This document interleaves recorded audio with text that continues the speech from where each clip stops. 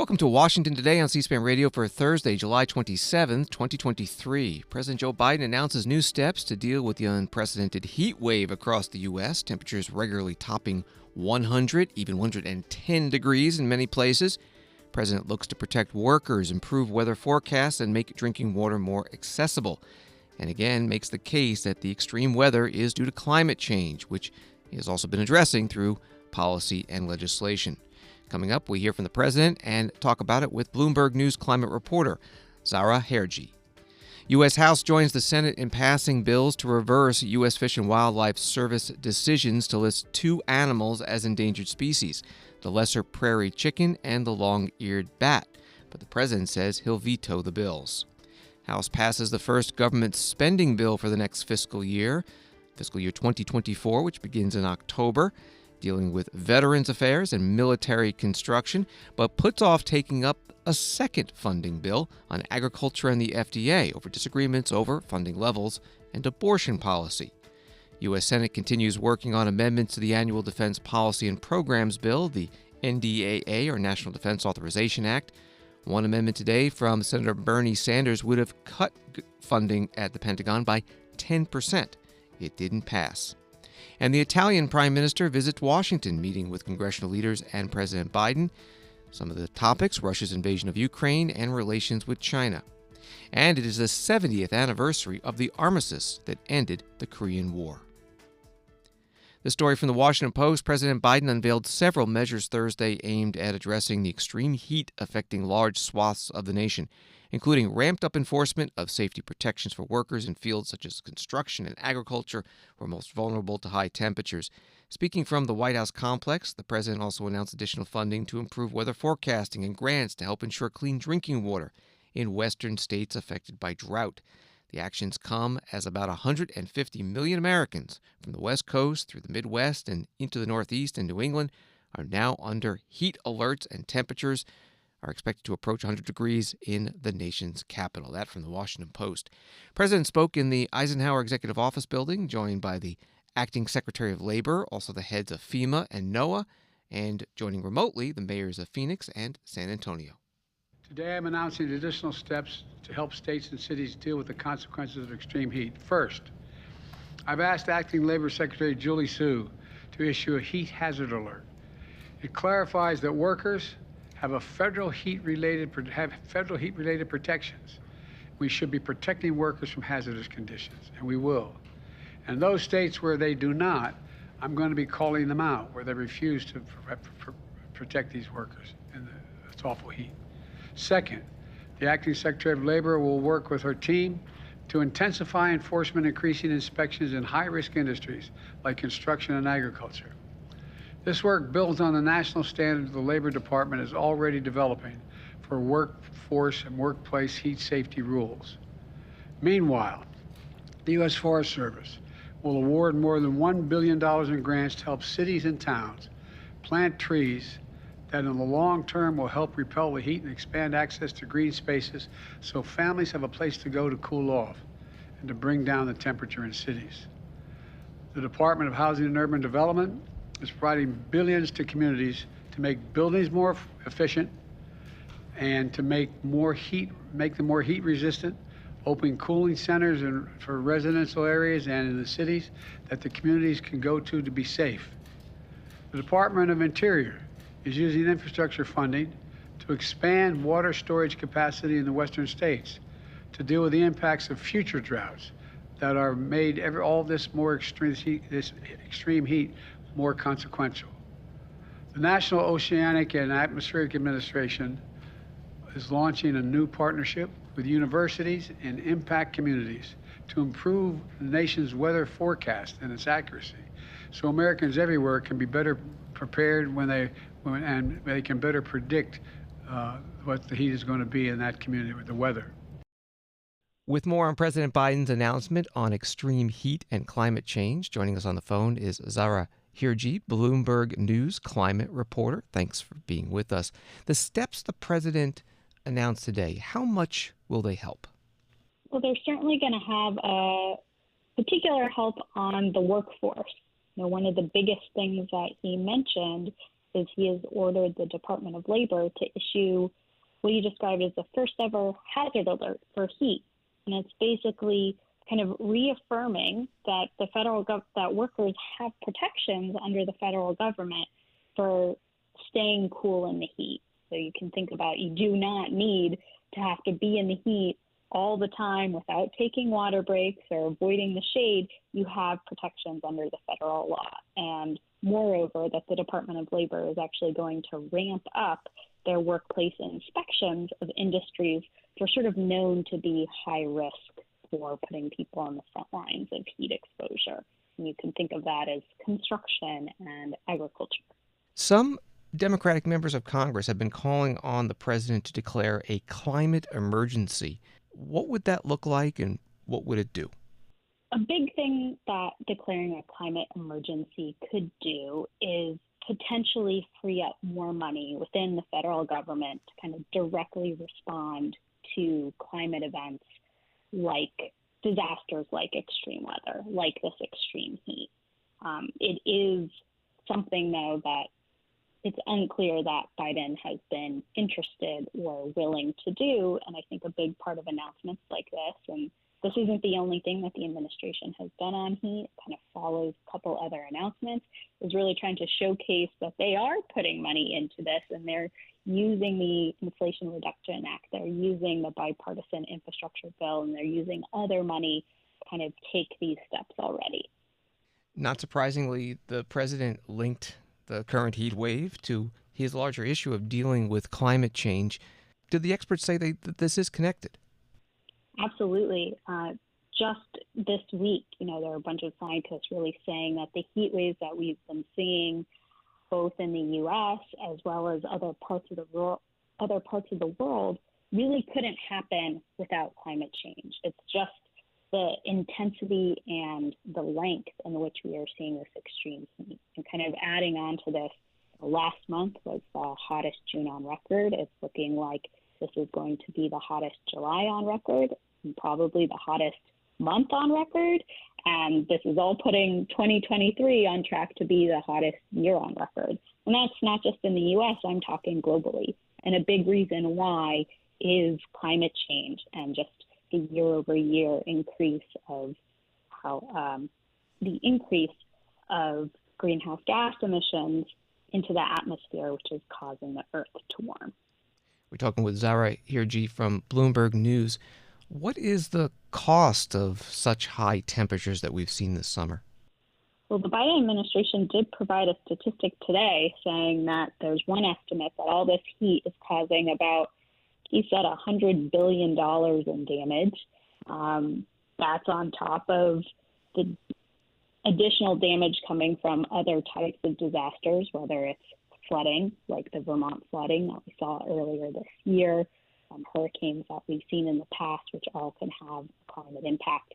So it's a lot of money. And I think the argument that the administration and many scientists and people in the climate world are saying is, even though there is a high price tag on, say, pushing our economy away from fossil fuels to rely more on clean energy sources, that's going to require a huge amount of investment, but that's actually going to be less than us having to deal with ever-increasing costs from extreme weather if we do not make that shift. And today, the president was joined virtually by the mayors of San Antonio and Phoenix. Do you know why those two cities were chosen? They are really ground zero for heat in the nation right now. I particularly have been doing a lot of reporting on Phoenix, Arizona. This is a city that has seen almost 28 days, I believe, of straight days of temperatures that have exceeded or hit 110 degrees, which is a record for the state or for the city. And all of this is really having an impact on human health. Phoenix and the surrounding Maricopa County have just seen an increase year over year in the number of heat-related fatalities. So just last year in 2022, they recorded 425 heat-related deaths. There have already been at least 18 this year, and 69 additional ones are under investigation. But it's also a place that, because they know that this is an emergency, they're taking a lot of responses to respond. I was speaking with some local emergency medicine doctors who have started using ice-filled body bags as a way to kind of treat people dealing with heat sickness, because they were really in search of finding tools that could help people who are getting sick from the heat faster and provide more relief and really prevent them from actually dying from that heat. And there are a lot of other things this city and the surrounding area are doing in terms of providing cooling filters, experimenting with different kinds of paints on the pavement to kind of provide local cooling. So they're both a hotbed for heat, but they're also really on the breaking edge of innovation and how to deal with it. Zahra Hirji is a climate reporter for Bloomberg News, and you can find her stories at Bloomberg.com, and on Twitter it's at Zirji28. Thank you very much. Thank you. The U.S. House today joined the Senate in voting to remove two animals from the Endangered Species Act list, the lesser prairie chicken and the long-eared bat. The House bills would reverse the listings from the U.S. Fish and Wildlife Service. The bills were debated under the Congressional Review Act, which allows Congress to vote to undo executive branch regulations within a certain amount of time. The 4 votes total, 2 in the House and 2 in the Senate on these two bills, are short of the 2/3 that will be needed because President Biden says he will veto the bills. Here's some of the House debate on the lesser prairie chicken bill. Congressman John Duarte is a Republican from California. My colleagues and I have deep concerns about the harms of listing the lesser prairie chicken under the Endangered Species Act. While the intent of this act is to protect vulnerable species, we must carefully consider the consequences of such a decision. Listing the prairie chicken as endangered will have far-reaching negative impacts on rural communities, working families, and conservation efforts, all while ignoring the best available science. First and foremost, this action will place more red tape on farmers, ranchers, and small businesses, leading to more federal control and less personal freedom. Rural America already faces significant challenges, and more federal red tape will only limit job growth and crush rural communities.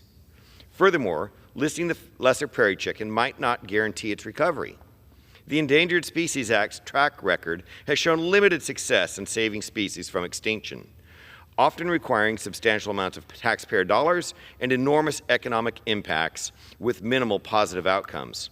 Instead, we should prioritize cooperative conservation efforts that involve collaboration between private landowners and government agencies to ensure a more holistic, sustainable approach. Listing the lesser prairie chicken will divert attention and resources away from other critical conservation priorities. We need a comprehensive strategy that addresses broader ecological challenges and the conservation of multiple species, not just focusing on a single one. Let us not rush into listing the prairie chicken without carefully evaluating the potential harms and exploring alternative conservation measures.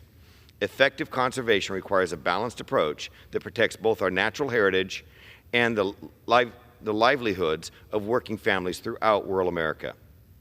Together, we can find innovative solutions to preserve the species while promoting responsible economic growth and safeguarding our environment for generations to come.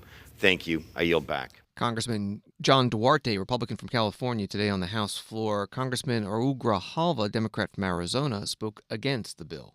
During the markup on this particular bill, the chair of the Natural Resources Committee agreed with the Democrats that these CRA resolutions are extreme. He said the CRA process is an extreme process because it does take away the ability from a federal agency. If we enact this resolution, the agency can't take those steps again, as was repeated right now by my colleague who spoke.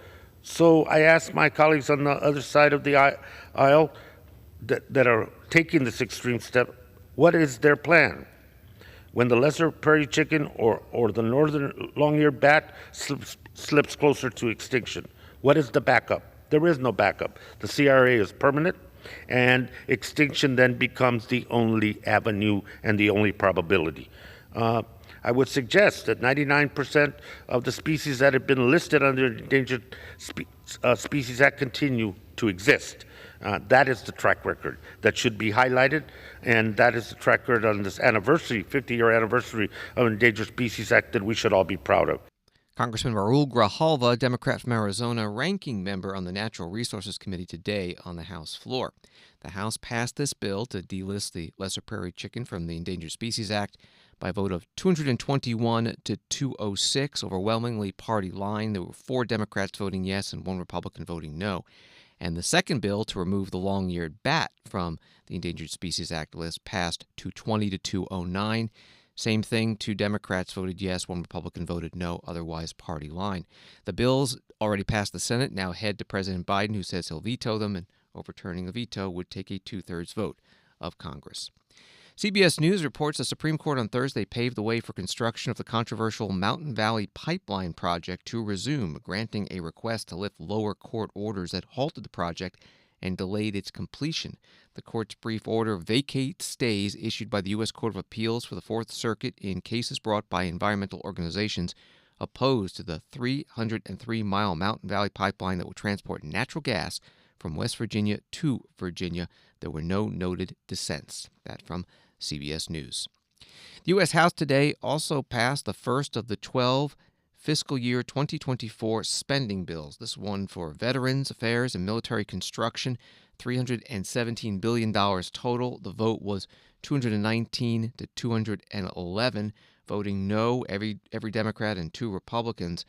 TheHill.com reports the package now heads to the Senate, where it is dead on arrival. Senate appropriators are marking up their own spending bills at levels different from the House Republican measures, setting the scene for a chamber versus chamber showdown in the fall.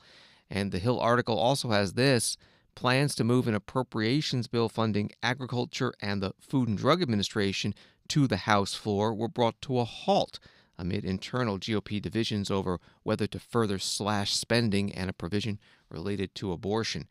And with that, the House actually has begun its August recess 1 day early. On Wall Street today, the Dow down 237, first down day in 14 days. NASDAQ down 77, S&P down 29. Commerce Department says the U.S. economy grew in the second quarter of the year, that's April through June, at a 2.4% annual rate. That is up from 2% from the first quarter, and as Associated Press writes, well above the 1.5% annual rate that economists had forecast. The 60,000 employees of the Transportation Security Administration are beginning to see pay raises averaging 30%, also getting expanded collective bargaining rights. This all comes from the omnibus government funding bill that passed in December of 2022. A House Homeland Security Committee Democratic press release reads that this will be the first substantial raise for TSA workforce since it was created 20 years ago, and the largest bump in pay for a federal workforce in at least 30 years. The TSA Administrator David Pekoski took part in a news conference today about this at Ronald Reagan Washington National Airport. We just received this significant level of support from the Congress and from the administration. Couldn't have happened at a better time, quite frankly. It was a long time coming, 21 plus years.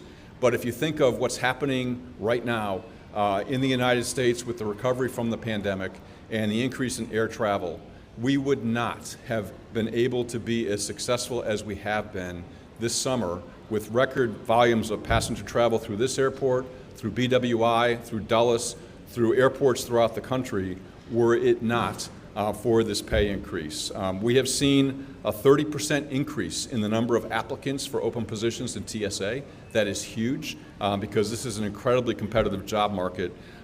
Equally as important, in fact, in many ways more important, we have seen a 61% reduction in attrition amongst our workforce since the beginning of the fiscal year. So what that means is we retain talent, we don't have to recruit and retrain and spend the funds to do that, and that increases our overall experience base across the agency. So like I said, this must be continued into fiscal 24. Of the 8 people that I introduced to you just a few minutes ago, 5 of those 8 people would not see funding for their pay in the 24 budget were the House Appropriations Bill to pass the full Congress. The TSA Administrator David Pekoski at a news conference at Ronald Reagan Washington National Airport. Also there, the Homeland Security Secretary Alejandro Mayorkas and Congressman Benny Thompson, Democrat from Mississippi, chair of the Homeland Security Committee. You're listening to Washington Today. Members of the Congressional Black Caucus held a news conference today titled The State of Race and Democracy in America. The CBC chair, Congressman Stephen Horsford, Democrat from Nevada, talked about the Republican-led state legislature in Alabama not following a Supreme Court order to create a second majority black congressional district, and a new black history curriculum that was approved in Florida that refers to the benefits that slaves received from the opportunities to learn new skills.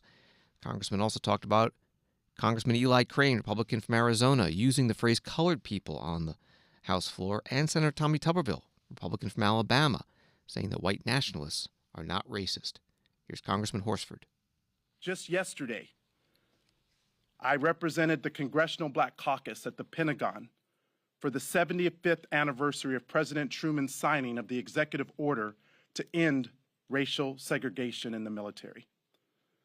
I reflected as I gave thanks to the heroes in attendance, including those Tuskegee Airmen and the Montford Point Marines. What must they feel? What must they think?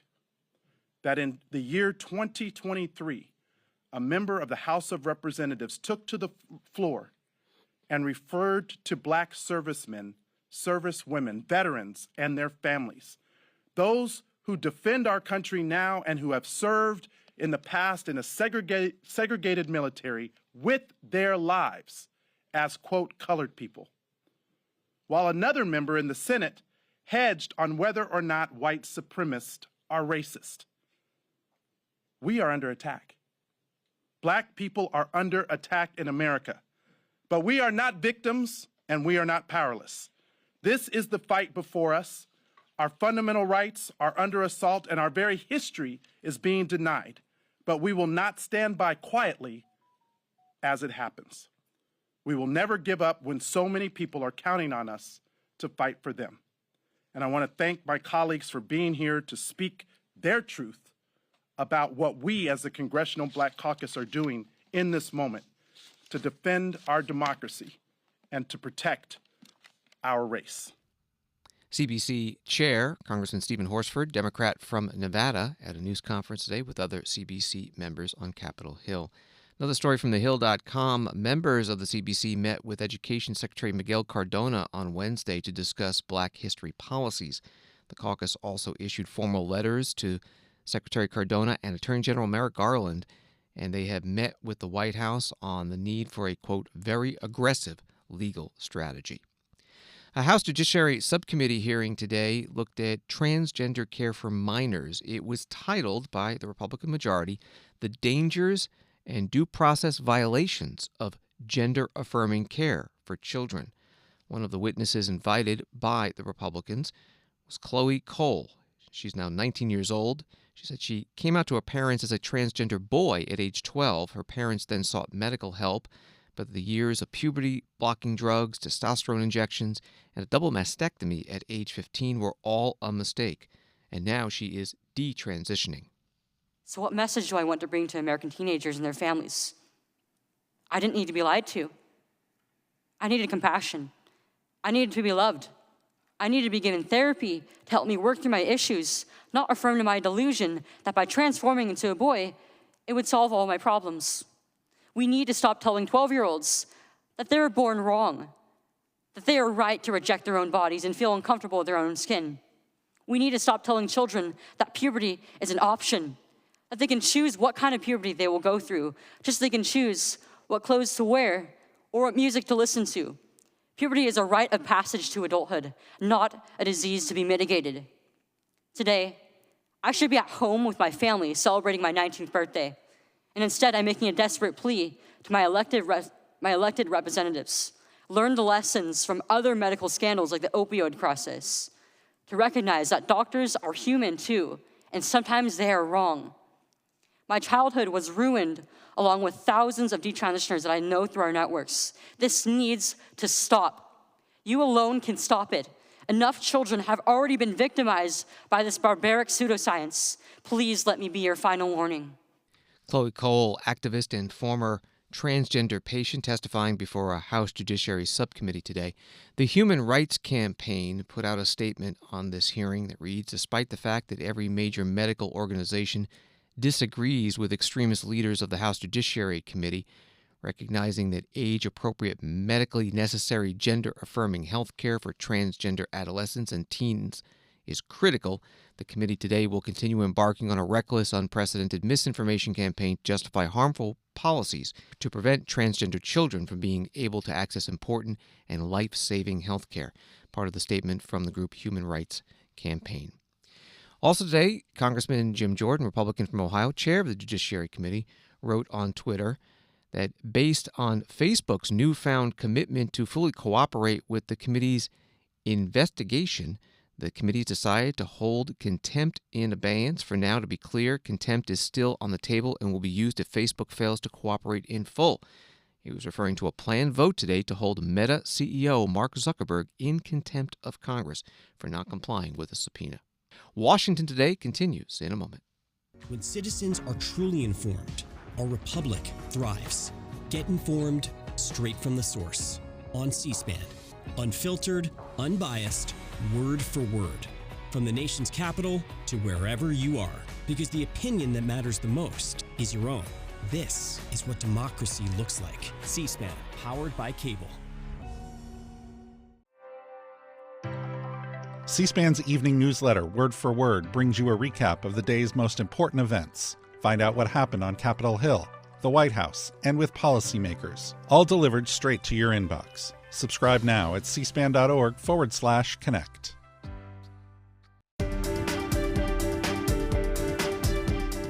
Welcome back to Washington Today, available as a podcast wherever you find your podcasts and also on the C-SPAN Now mobile app. Story from CNN, President Joe Biden on Thursday will host the Italian Prime Minister, Giorgia Meloni, at the White House months after expressing skepticism as her far-right government took hold.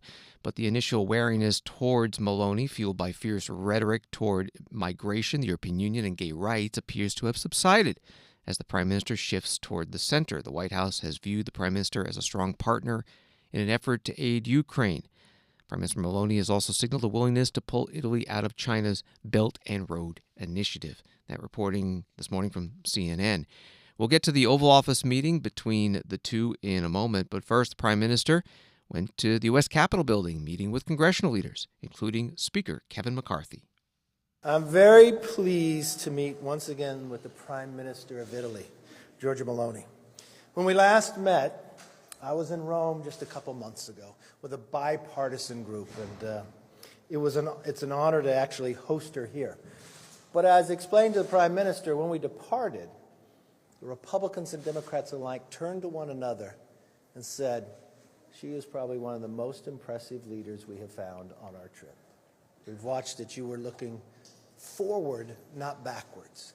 How to bring Europe together, show leadership in Ukraine, but at the same time, the strategy to build for the future.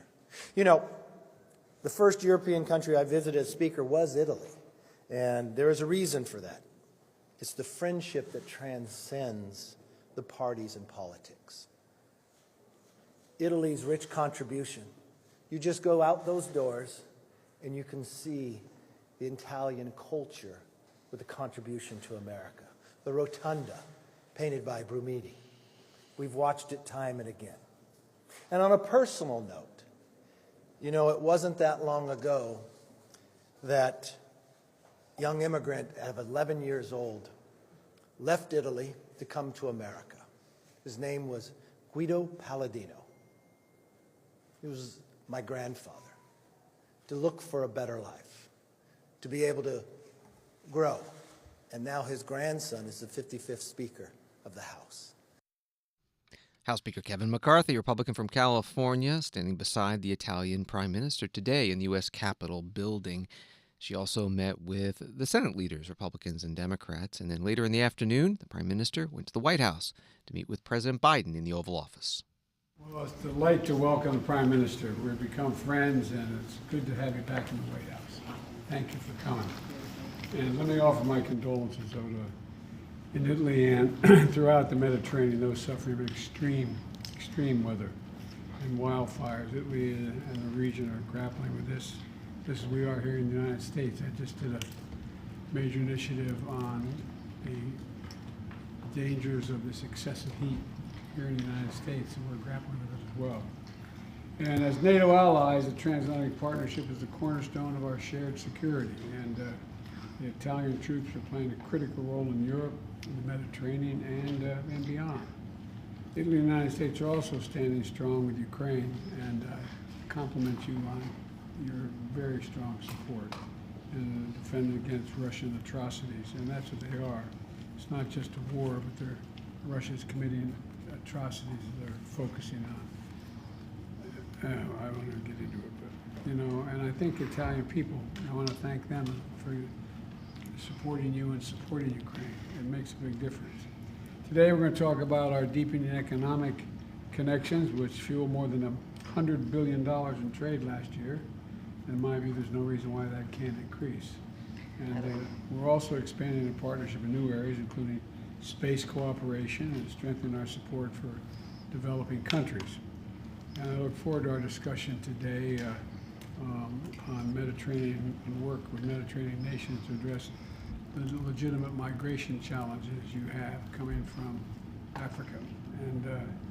And Italy is going to be leading the G7 this next time around and the next year, and I also look forward to pursuing an ambitious agenda for progress. And I hope you'll be nice to me as the chairman. Thank you. Thank you. Please. Thank you. I'm very pleased to be here today to testify the deep friendship that bonds the United States and Italy. I want to thank President Biden for his hospitality, and this closeness is based on common values and cultural roots.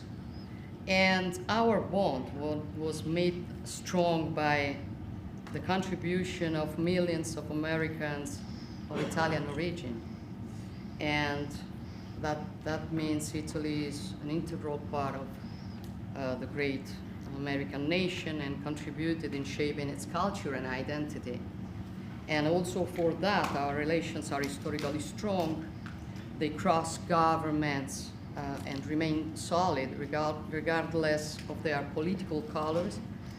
We know who our friends are in times that are tough. And I think that Western nations have shown that they can rely on each other much than some had believed. Moreover, after the Russian aggression against Ukraine, for all together we decided to defend the international law.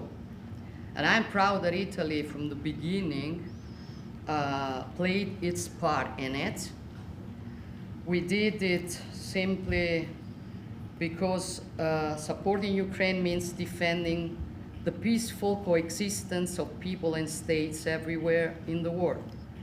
Contrary to what some claim, Ukrainian resistance distances a world war, does not bring it closer, as some say. Those who believe in peace should be the first supporters of the Ukrainian cause. And then Italy and the United States have important common interests in enhancing as well a global trade that is not only free but also fair. Competition from other nations that do not meet our standards in terms of worker protection, safety, environmental protection, undermine our companies and workers. So free trade without rules has shown its limits. We must find the right balance between openness and the protection of our economies and strategic interests. And similarly, we will discuss also this, within the West, we must work together to support our industrial system by fostering convergence on our national interests. In this respect, dialogue between us, between Italy, Europe, United States, can avoid counterproductive tension to the benefit of everyone. And on the other hand, we also need to be fair with nations that feel they have been exploited of their resources and that today show distrust towards the West. President Biden knows I take care a lot about Africa, about the role that we can play in these countries that can help us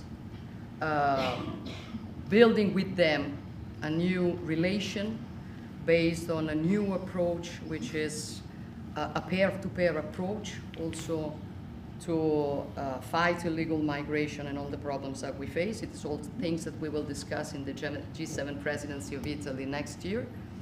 And then the United States is our most important trade partner outside the European Union.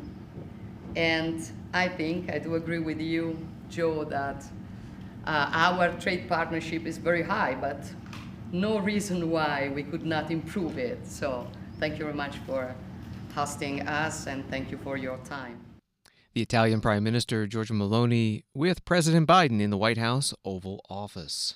Associated Press article has this: the Prime Minister became Italy's first far-right leader to serve as premier in Italy's post-World War II republic, after the Brothers of Italy party she co-founded more than a decade ago emerged as the largest vote-getter in the September 2022 elections. Her party, named after the first words of Italy's national anthem, has roots in a party founded by nostalgists for fascism following the demise of dictator Benito Mussolini's regime. But she brushes off any insinuation that she is nostalgic from Mussolini, writing in her autobiography, "I don't hold the cult of fascism." That from an AP article. And from CNN, President Joe Biden has decided to allow the U.S. to cooperate with the International Criminal Court's investigation of Russian war crimes in Ukraine. Two officials and a source familiar with the matter told CNN the decision comes after months of internal debate and marks a historic shift, as it would be the first time the U.S. has agreed to share evidence with the court as part of a criminal probe into a country that is not a member of the ICC. Neither the U.S. nor Russia are members of the court. That was from CNN. The White House Press Secretary Karine Jean-Pierre got a question about this at her briefing. Two questions, if I could. One, could you comment on there's a report in the New York Times that the president has asked to move ahead, for the government to move ahead with cooperating with the ICC on collecting evidence against the Russians for war crimes. And what was your second question? Second one, can you just answer that one first? Oh. It's very different. So a couple of things. Since the beginning of Russia's assault on Ukraine, the president has been very clear. There needs to be accountability for the perpetrators and enablers of war crimes and other atrocities in Ukraine. He's been very clear about that. We support a range, as you know, of international mechanism to identify and hold accountable those responsible, including through the Office of Ukraine Prosecutor General, the Joint Investigative Team through Eurojust and the United Nations Human Rights Monitoring Mission, the expert missions established under the OSCE's Moscow mechanism, and the International Criminal Court, among others. So we have deployed teams of international investigators and prosecutors to assist Ukraine's Office of the Prosecutor General in documenting, preserving, and preparing war crime cases for prosecution. And the Department of Justice has entered into a memorandum of understanding to cooperate with Ukraine on investigations and prosecutions of war crimes committed during Russia's invasion of Ukraine. So, but on the ICC specifically, which is your question, we're not just not going to get into specifics of cooperation, which is consistent with the court's practice of treating requests for cooperation in a confidential manner. So we're going to just be very careful and continue with that tradition that has been around for some time. Is there any policy change in that, in the sense that the U.S. isn't part of the ICC, obviously? No, I totally understand. We're just going to not discuss any specifics. I just laid out the United States' role over the past 15, 16 months as it relates to investigations, the multiple different entities that are looking into this, the unjust war that Russia has started in Ukraine, and I'm just not going to get into what has been common when it comes to ICC specifically. The White House Press Secretary Karine Jean-Pierre with reporters in the White House briefing room. The Russian President Vladimir Putin today meeting with African leaders in St. Petersburg, Russia, telling them that after Russia's withdrawal from an agreement allowing export of grain from Ukraine, much of which went to Africa. Russia would be giving for free tens of thousands of tons of its grain to 6 African nations which desperately need it. We decided to withdraw from the grain deal, and we are ready to continue to support the poorest countries of Africa, both on the commercial basis and free of charge. This year, we're expecting record yields. And in addition to that, I'd like to say that in the upcoming months, in the upcoming 3 or 4 months, we are ready to provide to Burkina Faso, to Zimbabwe, to Mali, to Somalia, to the Central African Republic, to Eritrea. Russian President Vladimir Putin threw an interpreter at today's summit in St. Petersburg with African nation leaders. That audio coming from RT, the government-funded news website. U.S. aid to Ukraine has been debated in the U.S. Senate this week as part of the National Defense Authorization Act, the annual Pentagon Programs and Policy Bill. Senator Rand Paul, Republican from Kentucky, offered an amendment Wednesday night that would create an office of the Special Inspector General for Afghanistan Reconstruction and Ukraine Aid. You're going to hear opposition from Senator Gary Peters, Democrat from Michigan. The U.S. sent $113 billion in aid to Ukraine. It is impossible to send this much aid this fast into war-torn Ukraine without waste, fraud, and abuse. Yet we are told by departmental inspector generals that they have not substantiated any cases of fraud. That is not good news. 0 cases means our oversight is failing. What our government can't find was uncovered by Ukrainian journalists who uncovered a scandalous contract to buy food for soldiers at grossly inflated prices that led to the resignation of Ukraine's deputy defense minister. Will be in order. Senator from Kentucky has the floor. Fortunately, a successful independent oversight body already exists, the Special Inspector General for Afghanistan Reconstruction. They conducted hundreds of audits in Afghanistan and saved over $3 billion for the taxpayers. We already have a war-tested Inspector General in Afghanistan who is ready and able to take on the task of oversight of aid to Ukraine. Let's not waste any more American treasure. A vote for my amendment is a vote for real oversight. Mr. President. Senator from Michigan. Mr. Senate President. will be in order. Senator from Michigan has the floor. Mr. President, I appreciate my colleagues' commitment to oversight of taxpayer dollars spent here at home as well as abroad. Inspector Generals are key allies as we work to root out waste and increase efficiency and make our government work better. The Special Inspector General for Afghanistan Reconstruction has done important work in Afghanistan. And while I certainly support the goals of this amendment, I have concerns this provision could ultimately interfere with and divert resources from the Inspector Generals at the State Department, the Defense Department, and USAID, who are already overseeing American support to Ukraine. While I look forward to working with my colleague to bolster our IGs and conduct congressional oversight of government spending, I must urge my colleagues to oppose this amendment. Senator Gary Peters, Democrat from Michigan, and before that, the amendment sponsor, Senator Rand Paul, Republican from Kentucky. Wednesday night, amendment offered to the National Defense Authorization Act. The amendment failed by a vote of 20 to 78, well below the 60 yes votes that were needed to pass. Senators also voted down a bipartisan amendment Wednesday night that would create an office in the Pentagon to audit U.S. aid to Ukraine, money and weapons. That vote was 50 to 49, a majority, but again, short of the 60 needed. Amendments and votes continuing today to the NDAA.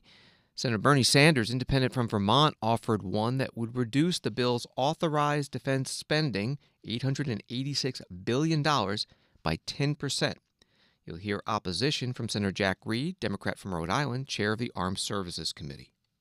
Our health care system is broken. 85 million Americans are uninsured or underinsured, and we don't even have enough doctors, nurses, or mental health providers. Unbelievably, our life expectancy is actually declining. Our child care system is dysfunctional. Millions of parents unable to find affordable sites for their kids. We have a major housing crisis. 600,000 Americans are homeless. And oh yes, the planet is on fire, and the world we are leaving future generations will be increasingly unhealthy. But somehow, we never have enough money to address those crises.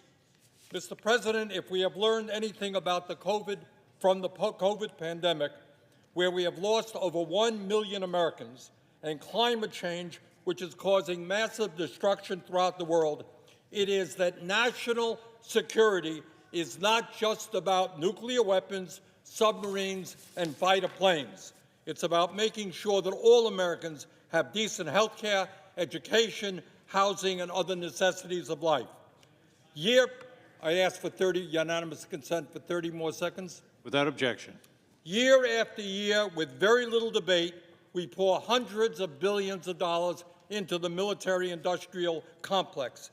This year, it's about $900 billion.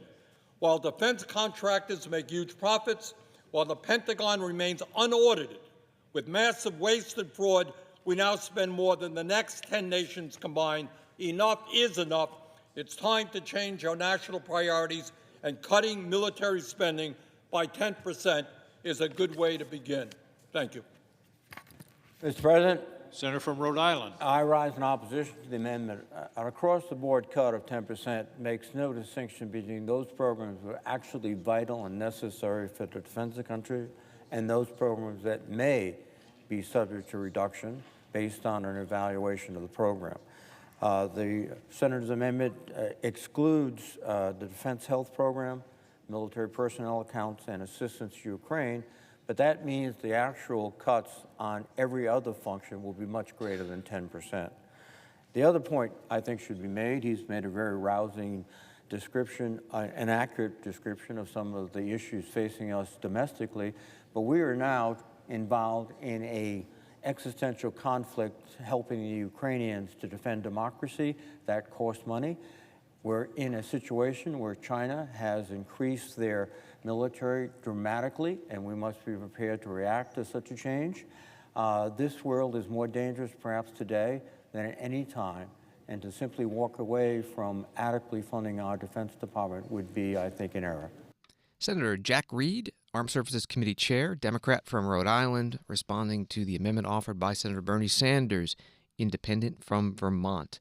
This amendment failed by a vote of 11 to 88. And work continues on the bill, the National Defense Authorization Act, in the Senate. Associated Press, Dateline Seoul, South Korea, the truce that stopped the bloodshed in the Korean War turns 70 years old Thursday. And the two Koreas are marking the anniversary in starkly different ways, underscoring their deepening nuclear tensions. North Korea invited delegations from China and Russia as it prepares to stage huge celebrations with thousands of citizens who rehearsed for months to commemorate the armistice it sees as a victory in the Grand Fatherland Liberation War. And the mood is more somber in North Korea, where President Yoon Suk-yeol invited dozens of foreign war veterans to honor the fallen soldiers of the 1950-53 conflict, which killed and injured millions and set the stage for decades of animosity among the Koreas and the United States. That from Associated Press. The U.S. State Department Deputy Spokesperson Vedant Patel got a question about this today. Today is the 70th anniversary of the Korean War armistice days. But the Russian defense minister and Chinese delegations visited North Korea, as you know that, and delivered personal letters from Putin and Xi Jinping to Kim Jong-un in Pyongyang. They strongly committed to military cooperation. This happened. Do you think North Korea denuclearization of the Korean Peninsula will be difficult?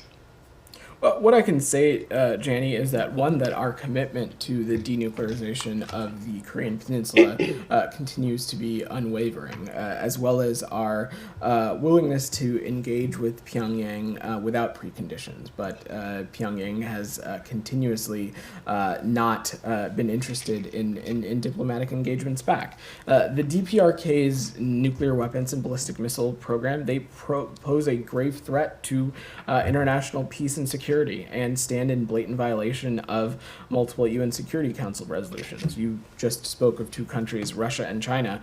Russia's support for these unlawful weapons programs by blocking additional action at the UN Security Council, by participating in events in Pyongyang celebrating these weapons, by failing to crack down on DPRK sanctioned invasion activities. All of this just highlights how detrimental it has become to preserving international peace and security. I will also note, is that we've previously said we believe that Beijing has influence over Pyongyang, and we hope that it will use that influence to encourage Pyongyang to return to dialogue and refrain from destabilizing activities. Vedant Patel is the State Department deputy spokesperson at his news conference today at the State Department in Washington on this 70th anniversary of the armistice ending the Korean War. At a war memorial museum in Chilgok, South Korea today, two statues were unveiled of the two leaders who were in office during the war, South Korea's first president, Ri Syngman, and U.S. President Harry S. Truman. Thanks for listening to Washington Today. Sign up for C-SPAN's evening newsletter word for word and receive by email each day the stories making headlines in Washington. Subscribe at cspan.org/connect. Have a good night.